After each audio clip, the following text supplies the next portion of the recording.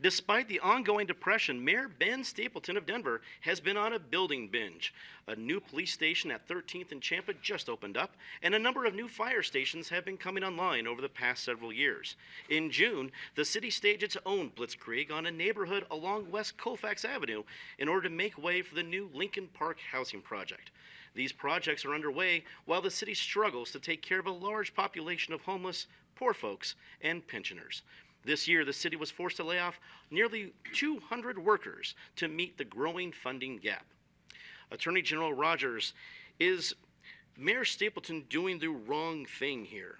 I think he's exactly on target. The new Lincoln Park housing project is going to provide 346 apartments.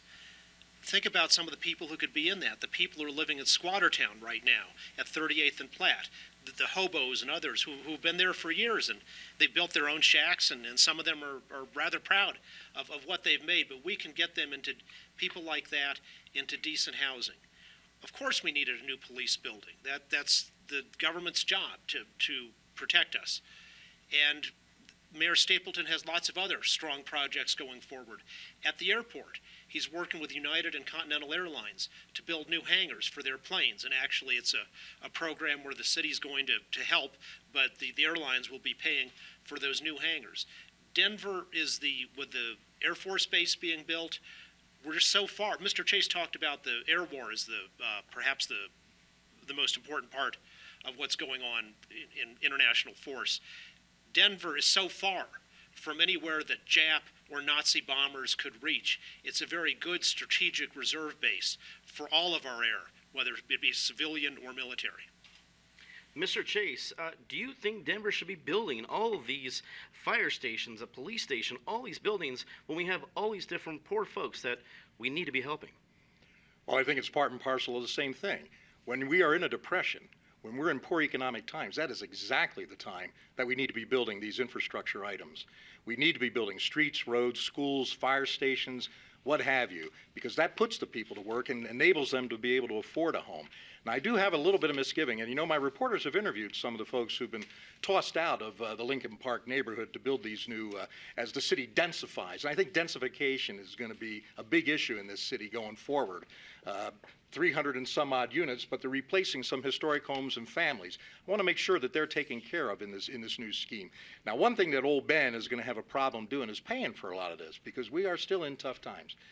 I think Mayor Stapleton has not yet met a tax he didn't like. Why, he's even talking about a driveway tax, a tax on your curb cuts and your street access from your own private property. Might be going a little too far. Ms. Carney, what do you think? Is there enough being done to help the poor people here in Denver amidst this building binge? No, absolutely not. Not just in Denver, but in our state. And it's not actually just in Colorado. Across the country, you have state after state after state. They're in a relief crisis.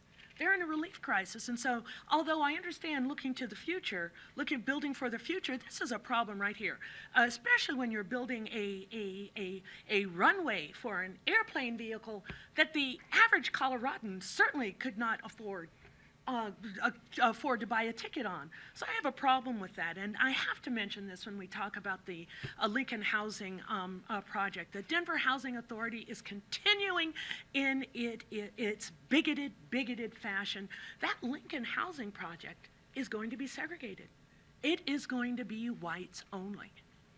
So as the United States is gearing to fight a war against the Hitler war machine and the machine of hate, and to be building facilities for the lucky poor who will get to live there, but Negroes and Spanish Americans won't be able to. Makes you think. Ms. Griffith, we'll turn it to you. What do you think of both what Ms. Carney said and what Denver is doing in the midst of all of this different economic problems? Well, Denver cannot do enough to help the poor, but they don't want a handout. They want to be given the tools. You are so right about segregation.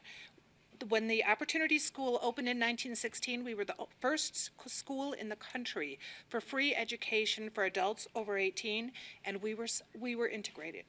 No other school in Denver was integrated, but Opportunity School was integrated. There was no trouble. And what we've done at that school is given the people tools. We've taught them the language, we've taught them welding, we've taught them the tools to get out of poverty and get jobs. So they need tools, they need housing. How can we have taxes? Why not have taxes on driveways and curb cuts? Those people have houses, they have driveways. We need to house the people in Denver who have suffered so badly over the last half dozen years, 10 years of the Depression. So the more we do, the better. The police building, 1245 Champa, it's just around the corner from where the Opportunity School moved in the 20s, and they don't want that property between it for anything else. I mean, we're not building a convention center there or anything like that. Sounds like a good place for it.